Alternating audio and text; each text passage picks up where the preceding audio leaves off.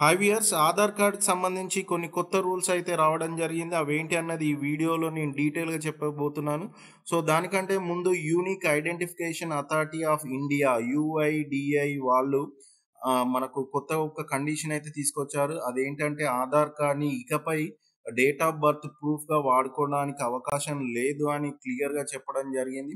ఈ యొక్క ఆధార్ కార్డ్‌ని కేవలం గుర్తింపు లేదా చిరునామా అంటే ఐడెంటిఫికేషన్ లేదనుకుంటే అడ్రెస్ ప్రూఫ్‌గా మాత్రమే వాడుకునే అవకాశం ఉంది.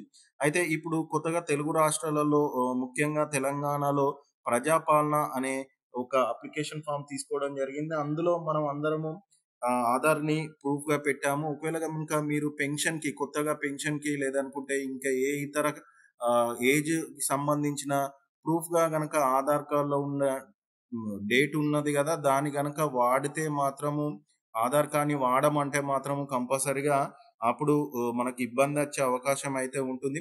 ఎందుకు ఇది మాట్లాడుతున్నానంటే ఆల్రెడీ ఈపీఎఫ్ఓ ఉద్యోగ భవిష్య నిధి సంస్థ వాళ్ళు ఆల్రెడీ దీని మీద ఒక నిర్ణయానికైతే వచ్చారు. అంటే ఇది కేవలము ఆధార్ కార్డ్‌ని మేము అడ్రెస్ ప్రూఫ్‌గా లేదనుకుంటే ఐడెంటిటీ ప్రూఫ్‌గా మాత్రమే వాడతాము. ఒకవేళ గనక ఏజ్ మార్చాలన్నా లేదనుకుంటే ఏజ్‌కి సంబంధించి ఏదైనా మార్పులు, చేర్పులు చేయాలన్నా మీ ఆధార్ కార్డ్‌ని వాడడానికి లేదు అనేసి వాళ్ళు అప్లికేషన్ ఫార్మ్ నుంచెలే తీసేశారు.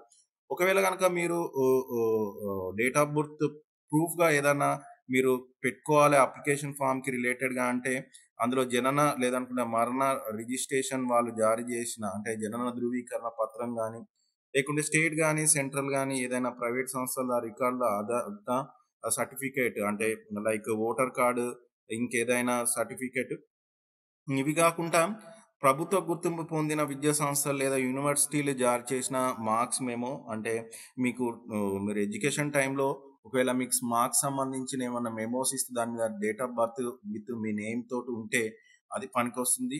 నెక్స్ట్ ఎస్ఎస్‌సి సర్టిఫికేట్ అంటే సెకండరీ స్కూల్ ఆఫ్ ఎడ్యుకేషన్ వాళ్ళు ఇచ్చిన సర్టిఫికేట్‌లో మీ యొక్క పేరు, పుట్టిన తేదీ గనుక ఉంటే అది పనికొస్తుంది ఏజ్ ప్రూఫ్‌గా అంటే డేట్ ఆఫ్ బర్త్ ప్రూఫ్‌గా.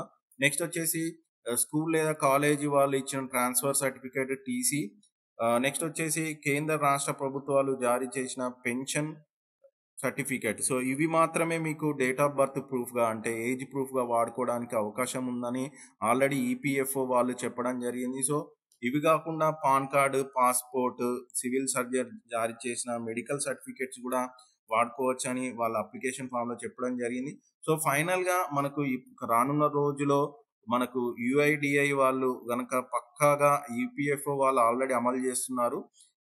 ఇంకా యూఐడీఐ వాళ్ళు పక్కాగా మిగతా అన్ని కేసులలో గనక ఆధార్ కార్డ్‌ని గనక డేట్ ఆఫ్ బర్త్‌కి వాడుకోవడానికి లేదనుకుంటే మనకందరికీ కష్టాలు వచ్చినట్టే. సో, ఇది ఫ్రెండ్స్ మనకు ఆధార్ కార్డ్‌కి సంబంధించిన కొత్త అప్డేట్. ఒకవేళ వీడియో గనక నచ్చితే లైక్ చేయండి, షేర్ చేయండి. మన ఛానెల్‌ని సబ్స్క్రైబ్